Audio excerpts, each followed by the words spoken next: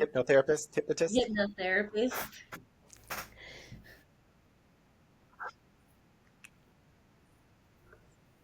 Nice, congrats. Yeah, hey everyone. So I'm Deron. I'm a conversational hypnotist. Um, it's Maybe people are familiar with hypnotherapy at this point, where what I do is hypnotherapy, but it's using conversation in a way to help people impress their mind with a new slash different suggestion based off an outcome that they actually do desire. So what I tend to do a lot with people is help them understand the difference between hypnotherapy and conversational hypnosis, where traditional hypnotherapy is very direct. It would the process would look like having someone get very relaxed, and that could look like them doing a meditation, a body scan, a breath work, an imagery practice, a visualization to help them relax the body, and then a hypnotherapist giving them the suggestions based off of what they desire. So that would look like someone saying that they want to, let's say, lose weight. At that point, when they're relaxed, I would tell Hmm. that individual, "Hey, you weigh X amount of pounds. You're working out. You're eating better. You're eating differently. You're drinking more water." That would be the direct hypnotherapy approach. Now, we have this part of our mind which is so much more um, elevated now with so much information that we have in our society with AI, ChatGPT, Google, things like that, which is the analytical mind.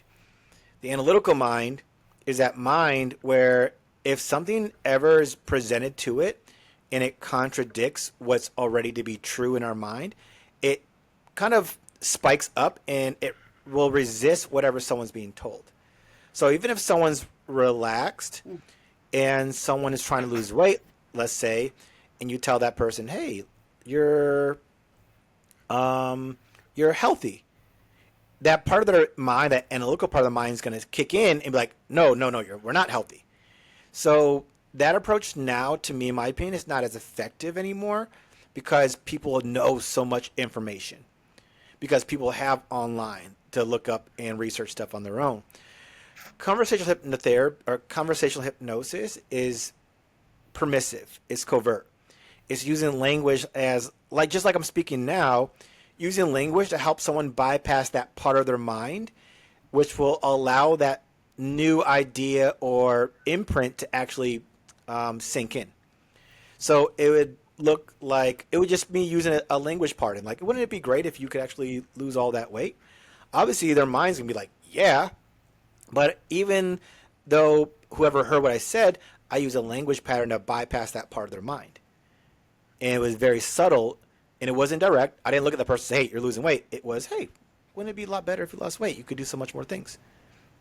Because all I'm doing is getting agreement with their mind to the point where, just like Giselle, she's nodding, and now Celia, you're nodding. That's hypnotic surrender. That's what that's called. You're like, "Oh, I'm not in my head. Why am I not in my Okay. head?" Because your mind's actually agreeing with what I'm saying. And I say that so people can realize how easily and subtly it can actually happen. Yeah. And Hmm. sometimes when people realize that they're doing it, Absolutely. what they tend to do is they try to stop doing it. Like, "Oh, I'm not going to do it," because that's where that resistance comes up. And then we just work with the resistance, release the resistance, so now they can achieve whatever outcome that they want. Um, so ultimately, like I said, it's just using conversation to bypass that very logical, analytical mind to make them create the change that they want. Now you said something about in your bio you it was saying that you work with people in recovery. Yeah, Is that correct? I've worked with some clients Do I? yeah, I work with some clients. Yeah, yep. With conversational hypnosis, the way you approach every person is the same no matter what. Everyone's gonna come to me with a problem, However, they're going to make it seem like that problem is very unique and personal to them. If someone's in recovery, hey, I'm dealing with alcohol, I'm dealing with drugs. The approach is still the same. It's bypassing that part of their mind because what they're explaining to whomever or myself is a story. It's a narrative. I'm addicted to this. I'm dealing with this. These are stories that in their mind they've created. And what happens is they present this to the world of, oh, I can't do this because of X, Y, and Z. Now, what that does, it keeps them stuck. It keeps them in that particular place. Yeah. So what has to happen is they have to change the story in their mind because it's like someone saying in recovery, and let's say they're like, I'm an alcoholic. Well, if you say you're an alcoholic, you're identifying with all the behaviors of an alcoholic. It's why people say, that whatever you Yeah. say after I am is very important.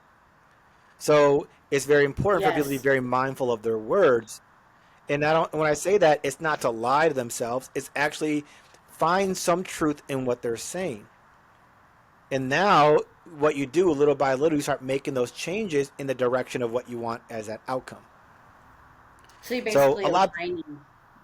pardon?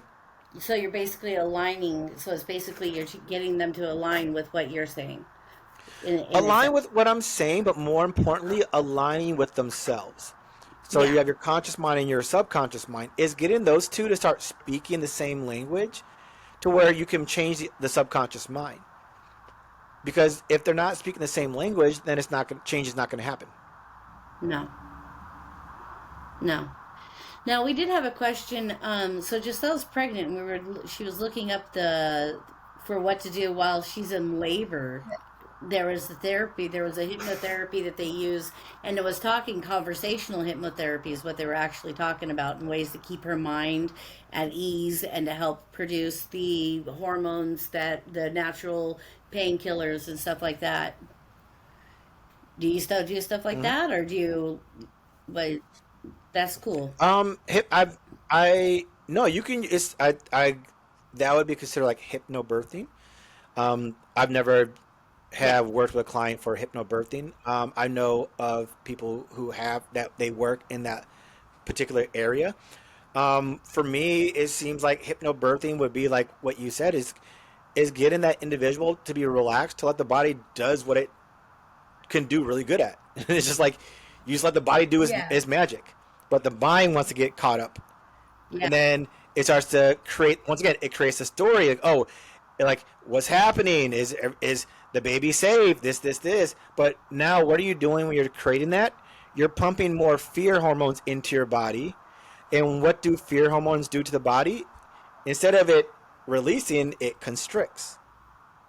If someone were to scare you out of nowhere, what do? We constrict. Intense Now up. think about this. Yeah. Hands up. Wouldn't it be better if your body was not constricted to give birth?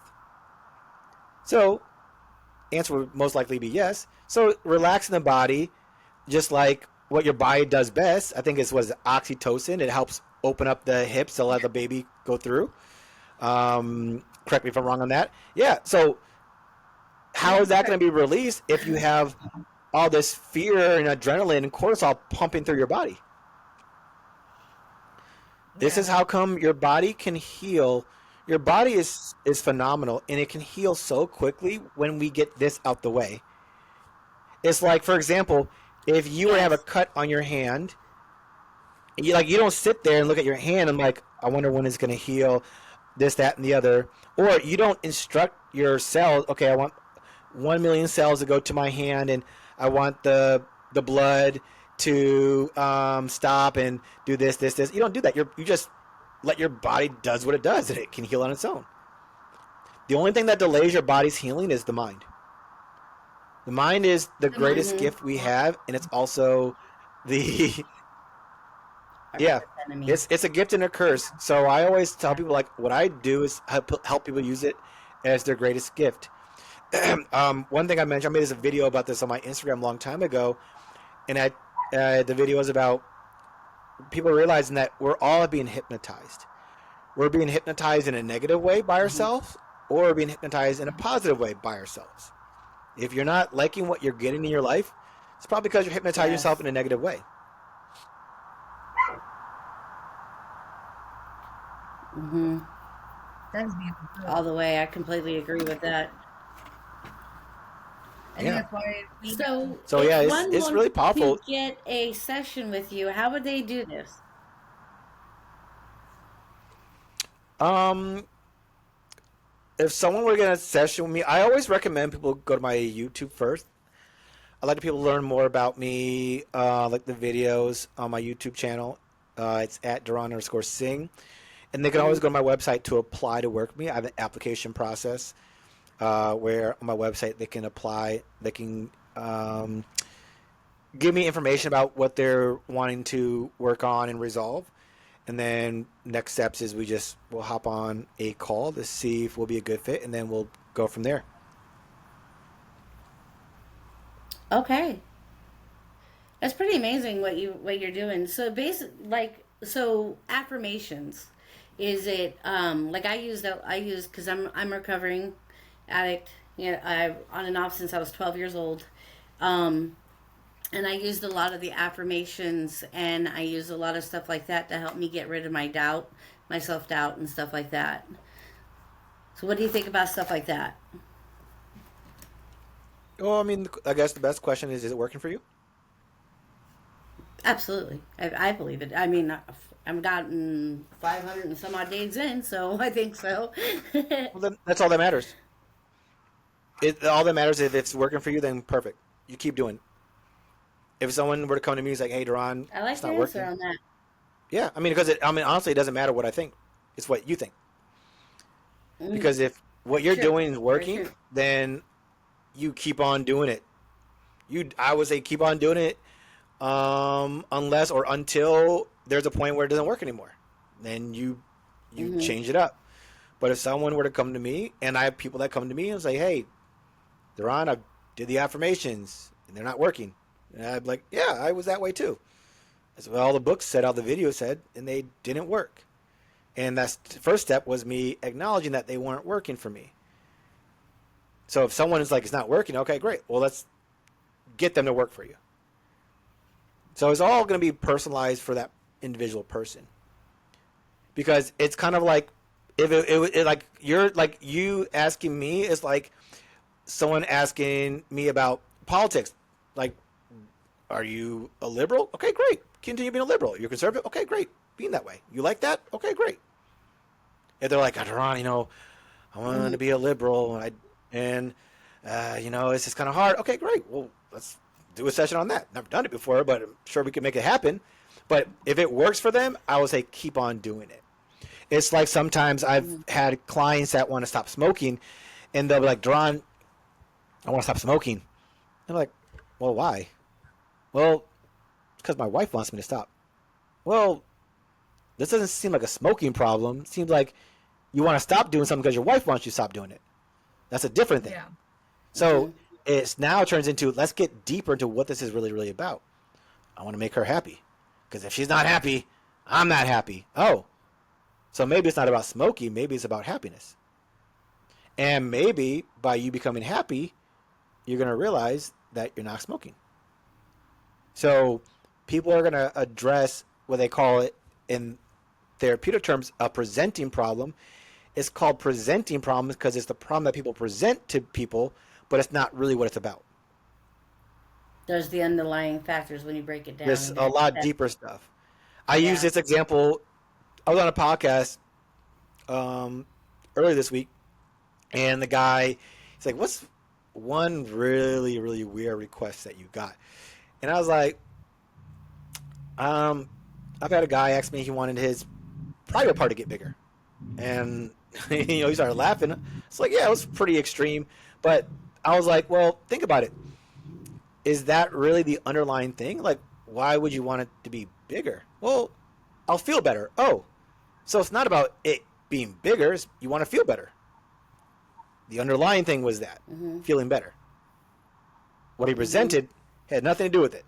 It's what it that was the once again that's the story he thought of, but it's a lot deeper. Feel good. The So it's story the same way for every single created person. around it. Yeah, about Yes. 98.9% of the time, what we think the problem is not what it is. It's the story and the narrative that we think it is. Mm-hmm. Because if we really knew that's what it was, we would have solved it by now. But how many people will keep telling themselves that the We problem is would this handle and it. this and this, but they haven't figured out because they're looking in the wrong place. Mm-hmm. And it's insane because you don't think, like, a lot of people don't think that way, and getting to hear it and recognize it in that way really helps to go help yourself dig deeper on what's going on the situation. Yeah, it's important, and there's so much. Like I said before too, Giselle, there's so much information out there, and what people don't need is more information. Everyone's an expert now. Everyone's an expert on whatever topic that they can think of. It's so easy nowadays. But It really is. why is it that, I mean, honestly, it's interesting because with AI, we have information that's faster to us. But guess what? It's created. AI's created more issues. Now people are so reliable on AI that they can't even think for themselves. So now they're becoming psychotic because of AI.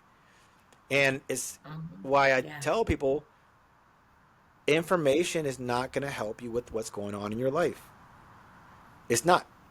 It's just going to make you the smartest person dealing with whatever problem you got.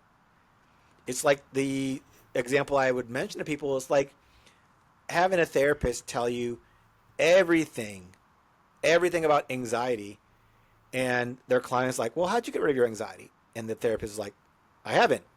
You're like, "What?" Because they just know so much about it, but doesn't mean what you know does not mean it's going to change. Because it's an emotional problem, not a logical problem.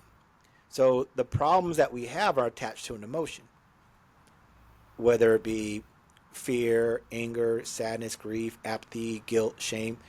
It's attached to one of those emotions that we don't like to express because maybe we expressed it as a child and we were condemned for expressing those emotions, so we repress it. So now as an adult, guess what? We've repressed it for 20, 30, 40, 50 plus years, and now we have a hard time expressing it because we went through life not experiencing it. But what does that do? Causes you to have insomnia, causes you to have weight gain issues, even if you're exercising and working out, even if you're taking magnesium at night. It's causing people to have addictions, alcohol, drugs, pornography, all those things, because there's an emotion that they haven't dealt with. And if they haven't dealt with it, guess what they have to do when it comes Just up? cover it. They have to cover it and they numb themselves through alcohol, drugs, doom scrolling, food. Those now become the ways that they cope with those emotions that they don't want to feel. With conversational hypnosis, it allows their body to feel safe. And here's what's very important for anyone watching this: there's a difference between safe and a difference between relaxed. So it's not that you want to feel relaxed as much or so much as you want to feel safe. Because if you're relaxed, I mean, people are relaxed watching movies, but guess what? They're zoned out watching a movie. You want to feel safe. Because when you're safe, guess what the body does? Oh, time to release. It will release those emotions. But it will not release emotions being held on to if it doesn't feel safe. Because if it's not safe to do this, it's like, it's kind of like a dog that's like, or any animal in the wild. If it's eating or drinking water, it's going to keep its eyes up to make sure no one's around. But once it feels like it's safe, it's going to take a drink of water. It's going to eat the food. Mm-hmm. Because the last thing it wants is to get attacked, get blindsided. Because if that happens in the wild, like they're gone. Like they're I guess It's the term lunch meat. survival. They are food. So they have to feel safe in order to eat food or drink water. I think that makes a It's the lot of same for us. sense. Um, Me personally, I've dealt with a non-substance addiction with an app. a specific app. It's a specific app. It's not really the technology, but the specific app. Since I was like 13, 14 years old. And as I uncovered why I had that addiction for so many years, I finally was able to release myself from being addicted. Good. That's really important. That definitely comes into a Yes. lot of play on the covering.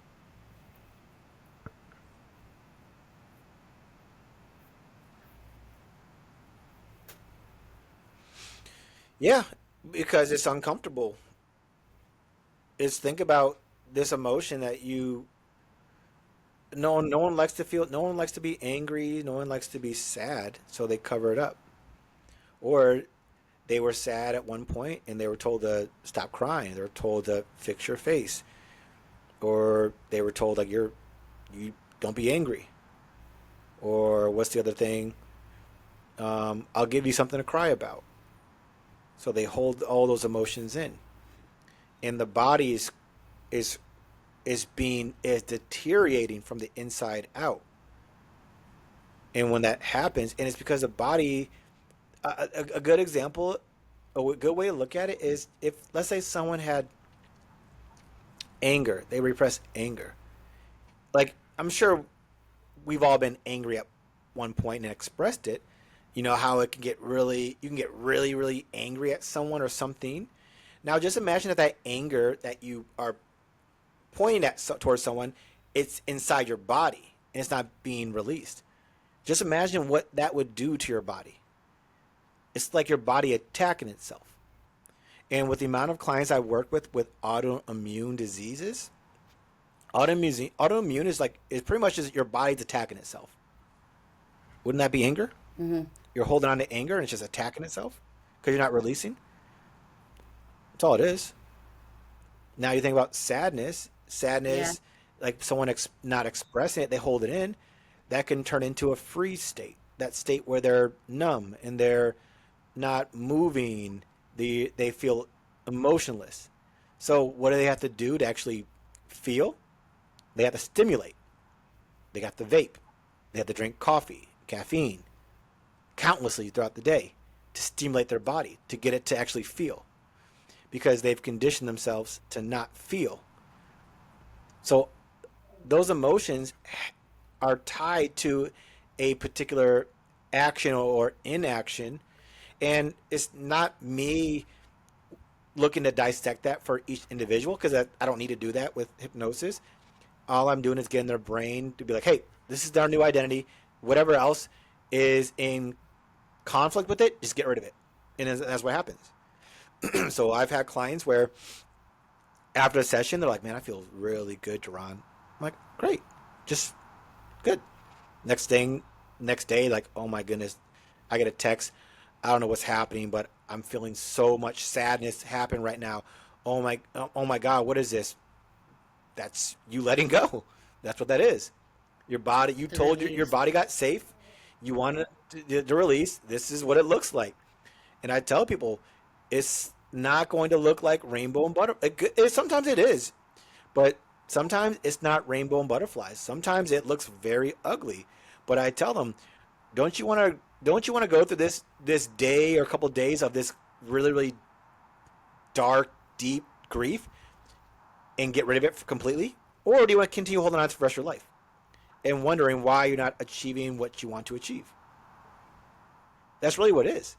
And I tell them like, Mm-hmm. listen, we can hop on another session again, but it's gonna be the same thing.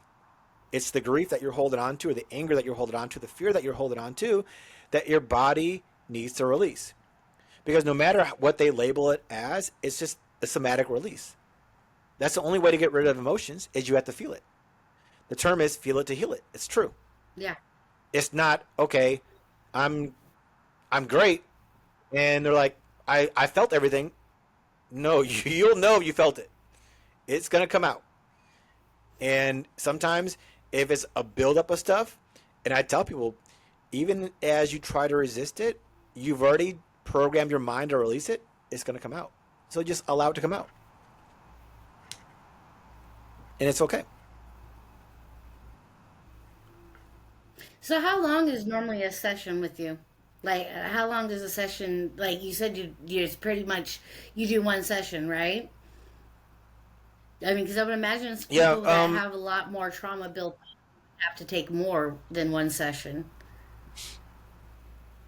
you would think so. So it really is. No, no. So like with so even with that question, if that's a belief in someone's head, right? They're gonna hold on to that. Oh, I need more than one Hmm. session, right? Because once again, these are all beliefs. It goes back to the Hmm. affirmations. Are they working for you? Yeah. But if you have a belief like it takes more than one session, that's a belief that you're holding on to. So now, if you have one session, it's like, oh, I need more because I need it. It can't be just one.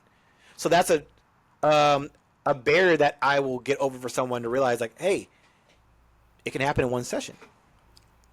So I would say probably about 90% of the time, I help clients in one session. And the reason Wow. it's that effective is because it doesn't matter what the issue is.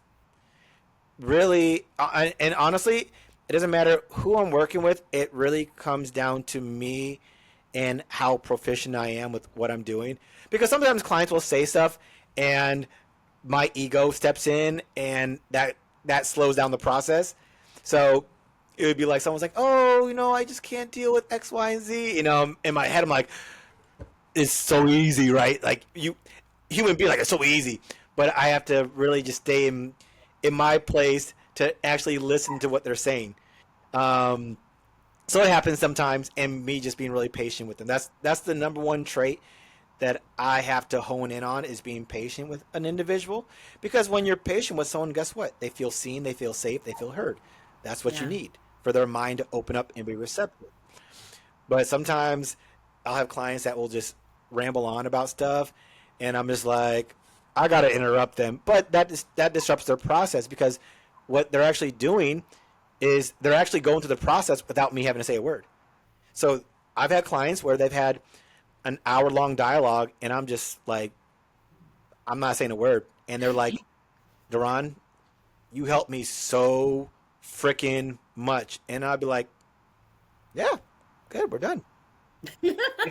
But it sounds funny, right? But why does that happen? Because what they needed was space to just be seen, felt, and heard. That's all they needed. I've had sessions where it's just silence for 2 hours. And the same thing, like, that was incredible. And I'm like, I have no idea what happened.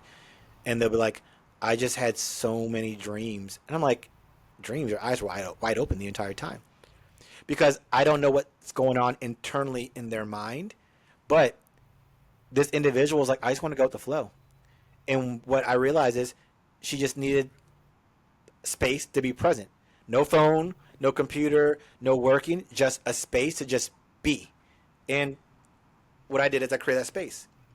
So this is not going to be every client session. There's a lot more conversation, but ultimately, it's really comes down to everyone comes to a session with a different background, different story, and my goal is to be as receptive as possible to what they're saying.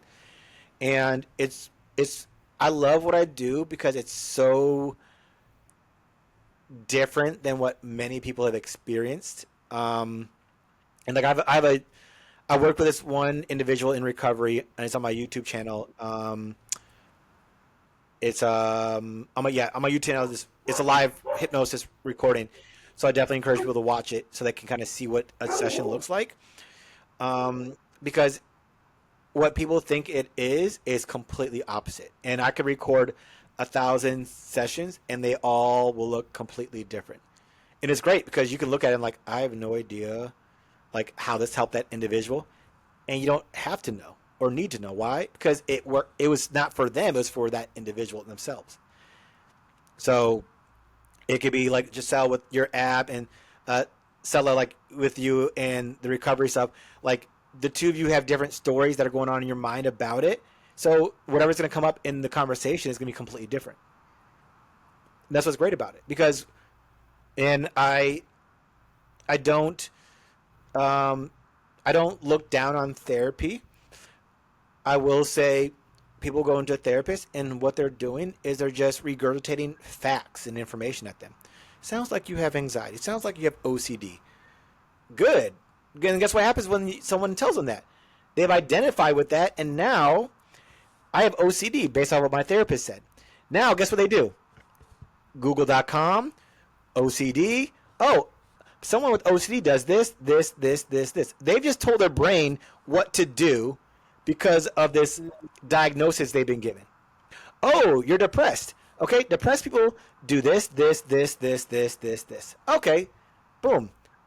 I've had a client who had cancer, and I realized what she was doing was she was in cancer support groups. And I was like, those are terrible. Why? Because everyone in those groups are talking about cancer. Like, do you want cancer? No. I realized like everyone in those groups are negative. Yeah, because they're just vomiting, and and everyone's vomiting all their problems with cancer. I was like, I want you to go on Facebook and join a group about people like who are healthy, like, and tell me the difference. She's like, man, these people in these healthy groups, they're also positive and uplifting. Yeah. Which group sounds better to be in? Just from there, your environment is different. Birds of a feather flock together. It's a true statement. Yeah, in recovery, it's we always talk about change people, places, and things, and watch how much your Mm-hmm. life changes. Yeah, it will change. You change your environment is going to change. Now, what's that?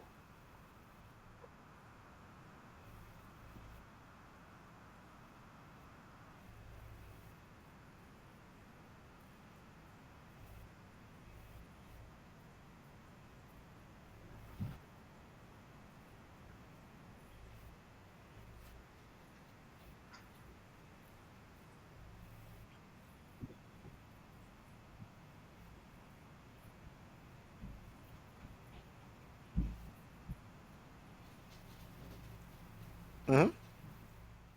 Dogs don't have prefrontal cortex like we do as humans.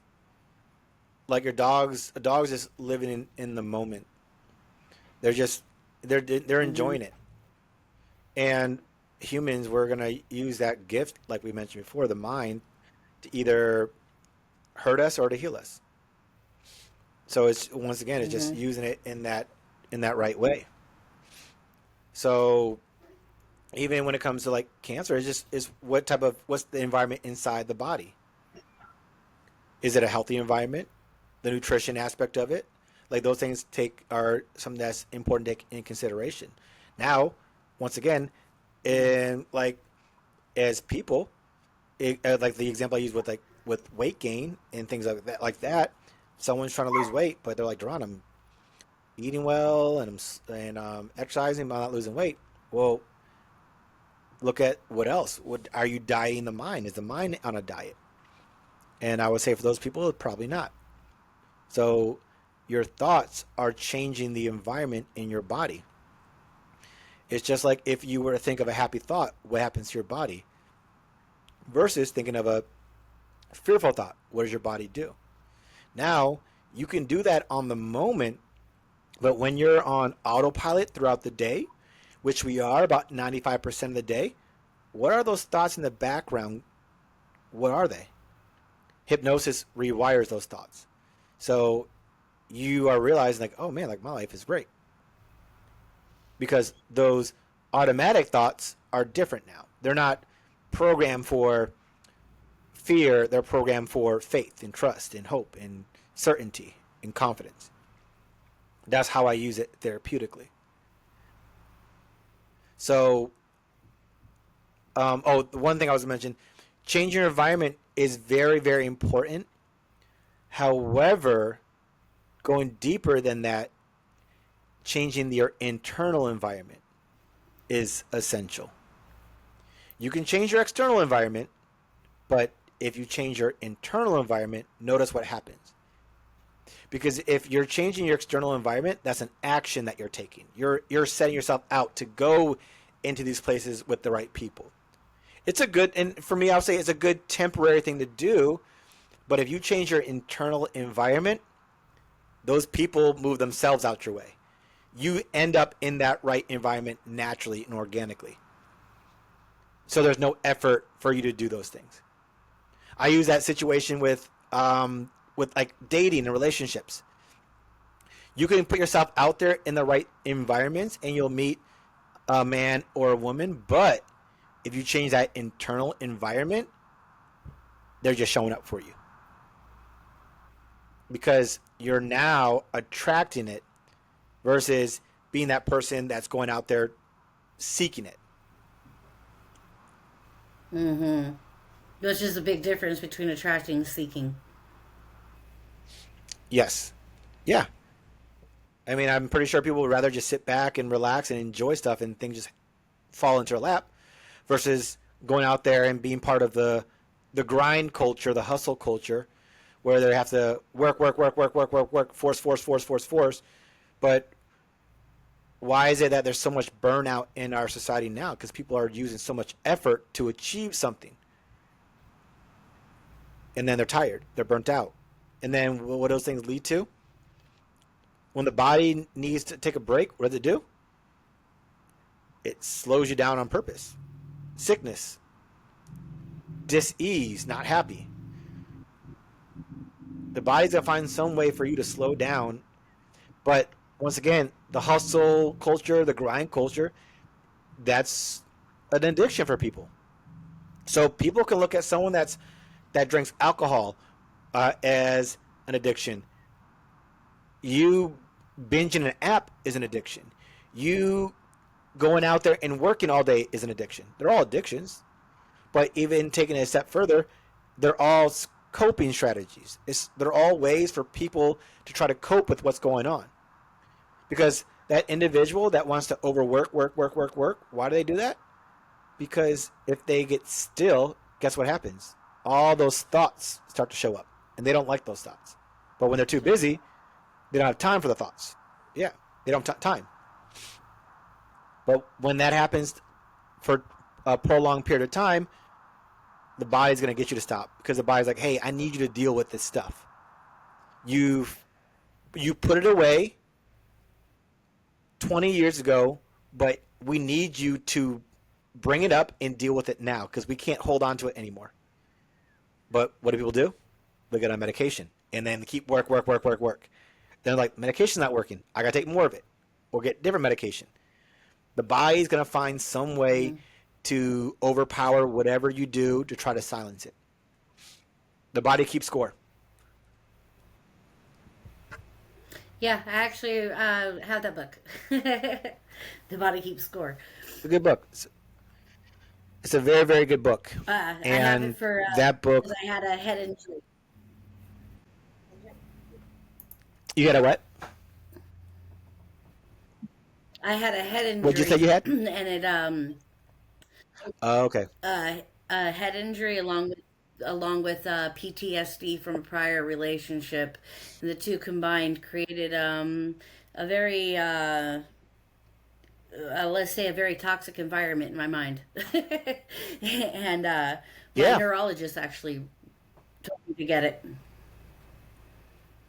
Yeah, it's a great book. It's a phenomenal book. Like for me, it gave me a lot of insight um into trauma. It was helpful for me like during the time I was doing primarily coaching. But like I said, it's information about a particular thing. Like, oh, we have there's not just fight or flight. There's freeze. Like I'm not familiar with freeze. And it's like, oh wow, Hmm. a lot more people are on freeze than I thought. And that's why you can look at Yeah. someone and it's like, oh, you know what, you're such a lazy piece of crap. And you could tell someone that, but you may not realize that they're in a freeze state. They're that way because their body's shut down. And when you think about, there's another good book that's, I think it's better than Body Keeps Score. It's called Waking the Tiger. It explains the freeze state. Well, when I say better, it explains the freeze state. Like the whole book's about the freeze state, where our society knows about fight or flight. You know, I'm gonna fight. I'm gonna fight you, or I'm gonna run away from you. But freeze is where like I know I can't fight you and win. I know I can't outrun you, so I'm just gonna freeze and just shut down. So when you do eat me alive, like I'm not gonna feel it. I'm gonna go numb. So he mentioned like that's what animals would use that, but guess what animals would do? They would release that state. But people, when we went through a cathartic, when we went through a free state, we never released it. So we're now still in that shutdown mode. And that part of our brain, that vagal part of our brain, is still in that shutdown mode to where, once again, someone may need a stimulant to wake up their body because they can't feel. They feel numb. So it's Yeah, I interesting was the number. to I learn more was the about that. freeze. Freeze, yeah. I'm gonna have to That check was out something that that I book. dealt with a lot. I was Yeah, Peter Levine, Waking the Tiger, phenomenal book. Just using just yeah. animals references to realize like, oh wow, like they're like that's what's great about animals. They can experience a traumatic event, almost get eaten alive, but then they can release that energy, and next thing you know, they're walking around with all the other animals. But people, we go to the traumatic event. Next thing you know, we're scared to go outside our door. We're scared to look out the window because we feel like it's going to Yeah. happen again. But that's Yeah. not us I, living in the I present. actually specialize Animals live in in the animal present. behavior. What's that? I actually specialize in animal Oh, behavior. oh, nice, nice. That's good, good. So you like the book then? It'll resonate a lot.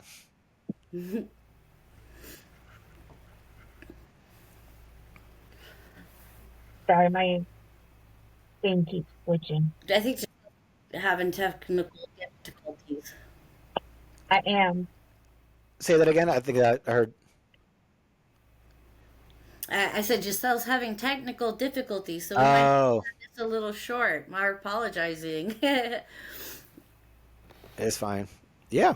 This was a very interesting conversation and a very great different outlook, because we're both really into different approaches on different things, especially with me in recovery and not just recovery, because I don't look at recovery. You don't only recover from addiction, you recover from the traumas and everything. And then on all of that, it's very important to do what works for you.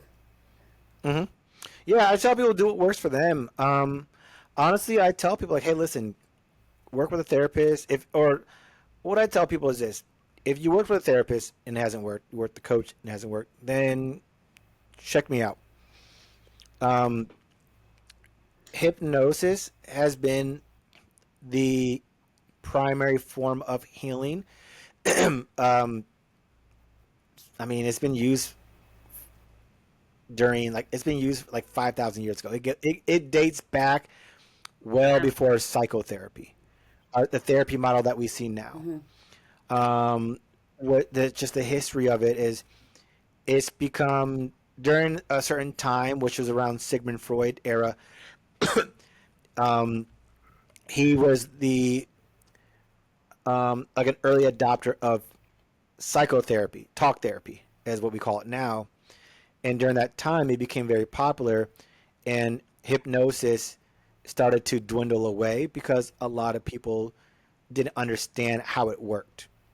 So we tend to have this idea if we don't know how it works, then it must not work. Um, but I say Sort that of to a let people forgotten know art. it's what's that? Sort of like Forgotten a art, you said? forgotten art.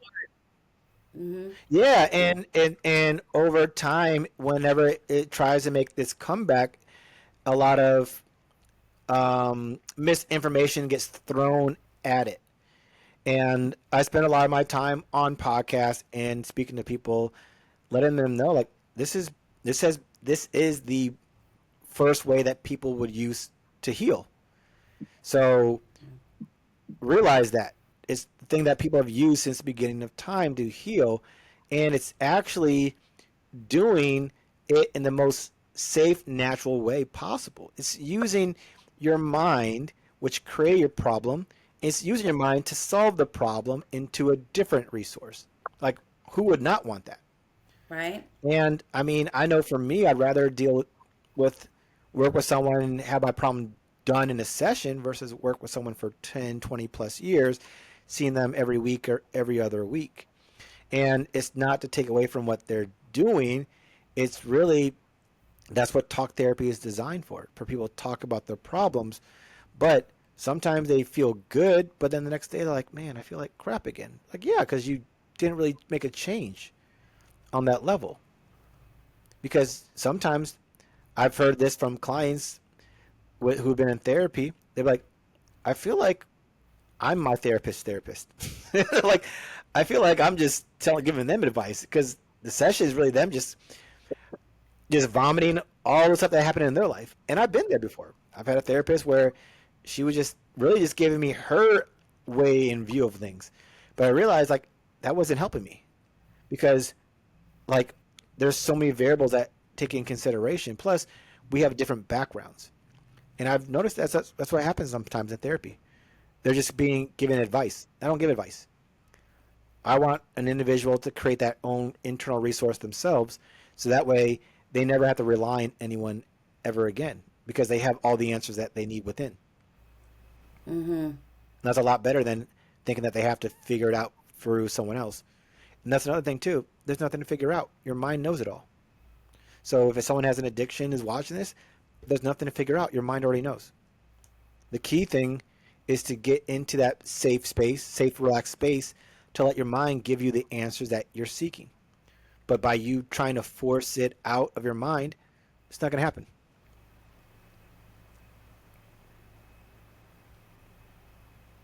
So I'm going to ask you one more time if somebody wants to get a hold of you and wants to talk to you and go through the whole thing. Where was it that you can get contacted at? Yeah, I recommend people go to my YouTube channel first at Deron_Singh, and then my website, DeronSingh.com. There's an application form on my website where they can apply to work with me. And also, if you are on social media, I'm on pretty much the major social media platforms, but primarily I'm focusing on just being mostly active on Instagram. And my handle for that is Deron_Singh, DERON_SINGH. Fantastic. Well, I really appreciate you coming on here and you telling us, that I think the one thing I like about doing podcasting is I learn a lot too, you know? So we Yeah, no, appreciate you it's coming fun. on This is a lot here. of fun. Yeah, of course, of course. Thank you for having I'm me. finding out. This was a pleasure. Thanks for reaching out. Definitely. Giselle, were you able to talk? Am I? Can you Yeah, of hear course. me? Thank you. Yeah, I've Yeah. yeah, been we can having hear you. issues Yeah, we with can hear you. phone, She's had laptop, and technical difficulties this entire time. but We're still yeah, working the kinks out. I've got It's a all lot good. of people, and I really do appreciate it because they definitely gave a different aspect, and I think that a lot of people can take from that and can learn from that. And like you said, it's just a rewiring of the brain. Yeah, I mean, it goes back to, hey, if what you're doing is not working, give it a shot. Yeah, what's gonna That's hurt? really how I look at it. It really is that simple. Like, listen, I'll say I was someone that was just beating my head up against the wall trying to get certain things to work. And what I mean is like I've done the plant medicines, the affirmations, the meditations, the retreats, all that stuff. Like whatever you can think of, I probably did it. And it was as simple as instead of me thinking that there's something outside of me that can heal me, why not just go inside and see, oh, actually, it wasn't really about me needing to be healed at all. It's not about a healing journey. What it really was for me is, oh, that sadness that I kept avoiding, I have to feel it. And the moment I started to feel it, guess what I felt after that? I started feeling happiness. And I was like, wow. And as I said this story to many people before, for me, going through sadness was the way to happiness. Now, where would you, what in what book or what video on YouTube would someone tell you that? I haven't come across anyone that said that. Because for me, that was my way through to that was my way to happiness. Instead of avoiding sadness, I had to experience the sadness, and then on the other side, it was like if sadness was a rainbow, it was like happiness was the gold at the end. But I never got to experience the gold because every time I saw that rainbow or sadness, I ran away from it. So I had to experience the sadness, feel it, heal it, and then I got rewarded with happiness. And that's just my story. For anyone else I work with, it could be different. But either way, I I promise and I guarantee people, whatever it is you're going through, like, you can get through it. And it's not going to take you your whole life. It's not the healing journey. It's not going to take 20, 30, 40 years. It could just be 1 hour. If whomever you work with knows how to navigate you into that state. So, yeah, it goes against a lot of people, what a lot of people say. Sometimes people are like, oh, and I need more than one session. Maybe you do, maybe you don't. But I think the most important thing, just start with one and see what happens from there. So it's a really profound process, and it can lead to the change that people really are seeking. And I knew, like, whatever someone's dealing with, they can overcome it. I was told years and years and years ago, like, whatever you're dealing with, some things are permanent. It's not true. You can overcome whatever it is that you're going through. It's just knowing that you have to rewire and rechange or reprogram the mind for that particular thing you want as an outcome. And for some people, they don't even know what they want. So that's the step. What do you That's want? first step. Yeah. Yeah. Because sometimes people are like, will say, like, I've never even identified what you want. Well, what's it saying? If you don't know what you want, you'll get a lot of that. Mm-hmm. So just start with that. You just literally write down, this is what I want. And that may just work for someone. It's And amazing. that gets them out the story. That it's amazing to think that it really is that simple. It really can be that simple. It is. It's Yeah. not whatever. No, like, whomever listens to this, whatever you're going through, I promise you, it's not that. It's not as difficult as you think it is. It is very simple. And once you get to that conclusion in your mind, I've had so many people during a session. I call it this head tilt. And I know when they do that, what they did is they look up because they're going into their mind, and they grab a resource and then they pull it out. It really is that simple. It's like, yeah, it is. But if you think about it, if someone was told that forgiving, letting go, loving yourself is hard, guess what they're going to look for? They're going to look for it to The be hard hard. things. They're Yeah. going to look for it to be hard. They're going to look for it to be a struggle. And Yeah. then they're like, oh man, I'm just not getting to it. But then they're like, oh wow, it actually is that easy. Yeah. Like, what would you prefer? Because we were brought up in a society where we're told that things have to be hard. And then guess what? We beat ourselves into the ground. Looking for It's the like, hard when it was actually simple. yeah, yeah. And they're like, wow, I feel bad for just sitting down and doing nothing. I feel really guilty. And people are that way. Like, I feel really bad just to do nothing. And then they get up and they have to force themselves to do something. There's so much to learn from dogs. A dog can literally just be present, so present that it looks like they're sleeping. They're just in the moment. Yeah. They're not stressed out about getting up and doing this. It goes back to just have that animal-like feature and just be present. Just do nothing. Enjoy doing nothing.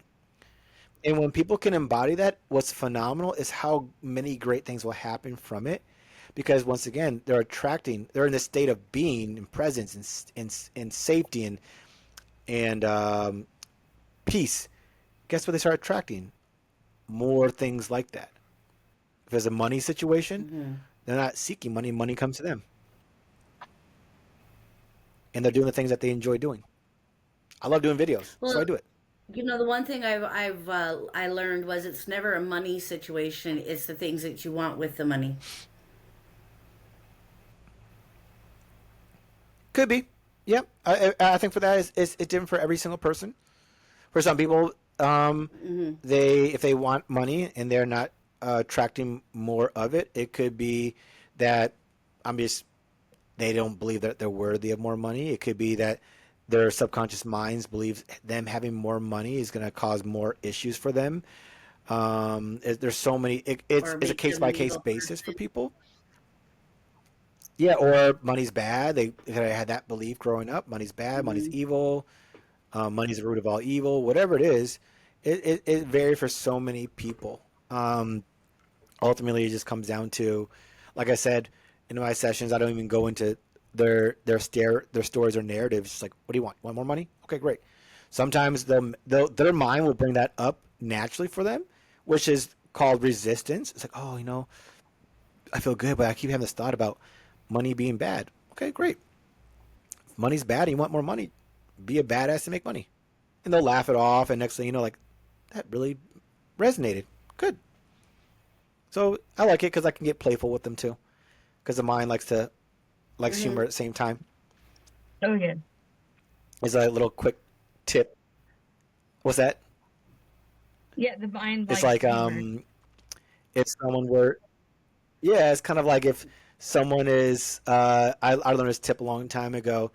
If someone's like really angry, like you took my let's say you took my parking spot, right? You can just say it in a funny tone and how it can change everything they said. Like, you took my parking spot, right? It's like the words are exactly the same. Your delivery is different, and how the humor changes the whole way that it was actually said. But the words are still the same.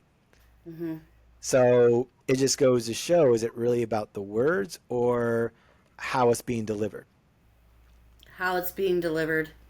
Yeah, Yeah. and and how it's being delivered is by people using what their body. Because Hmm. what is their body? Their body is their subconscious mind manifested. You can tell a lot about someone based off of how they look and how they use their body. Hmm. Yeah. Well, I'm I know that interested in finding more about this. but I know that we're coming up on our one Yeah. hour. And I really do appreciate you coming on here and giving a whole different aspect on things. I that was a lot to learn, and I really really appreciate it. And I'm sure our listeners are going to appreciate it too. Um, Yeah, definitely. and so what Yeah, I'll I do love is this. I love doing this. but Yeah, sorry, there's like a delay between us. All I was gonna say is like I love doing this, and I love just informing people on what it is that I do and how it can help them. I just want to help bridge the gap between where people are and where they want to go. Yeah. I think it's very much needed in this world. In any way we can do it, you know? Yeah. most I agree. definitely. So, well, again, we thank you. It was a great pleasure. And I will be checking out your YouTube for myself for sure and looking more into it for myself.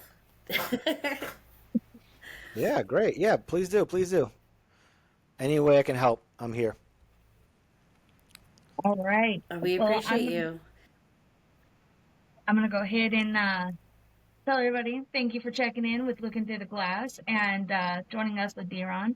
And I want everybody to give us a quick follow and listen on like our Amazon, YouTube, Apple Podcasts. We are also on Spotify, Looking Through the Glass. It's really just simple. Just gotta type it in.